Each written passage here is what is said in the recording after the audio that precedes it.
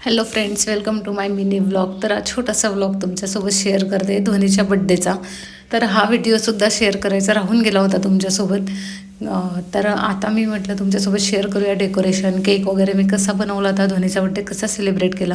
तर धोनीचा first birthday आम्ही घरातच सेलिब्रेट केला. एक 20 ते 25 लोकांमध्ये सोसायटीच्या फ्रेंड्सला बोलवलं होतं, फक्त जवळचे जे आहेत त्यांना. तर हा केक मी बनवला होता. तर केक बनवायला मला इतकी गडबड झाली खूपच, कारण डेकोरेशन घरीच, जेवणसुद्धा मी घरीच बनवलं होतं. तर डेकोरेशन करायला मला माझ्या फ्रेंड्सने हेल्प केली होती, जेवण बनवायलासुद्धा हेल्प केली होती. आणि केक मग मी त्यांना हेल्प म्हणजे मी काम करता करता साईडला केक करत होते. थोड्या वेळाने असा मी केक बनवला होता. अदरवाईज मला थोडा वेगळा बनवायचा होता, पण पाहिजे तसा मला झाला नव्हता, पण छान वाटत होता. तर त्याला जे विंग्स लावले होते केकला, ते सुद्धा मी घरीच केले होते कार्डशीट पेपरचे. माझ्या फ्रेंडने मला हेल्प केली होती ते बनवायला.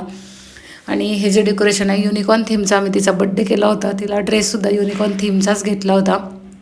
आणि केक कसा वाटतं, डेकोरेशन कसं वाटतं आहे, मला नक्की कमेंट करून सांगा. असेच छान छान व्हिडिओज तुमच्यासोबत शेअर करणार आहे, तर ते बघण्यासाठी चॅनलला जरूर सबस्क्राईब करून ठेवा, लाईक करा. तर जेवणामध्ये आम्ही बनवली होती पावभाजी आणि फ्राईड राईस बनवला होता मी.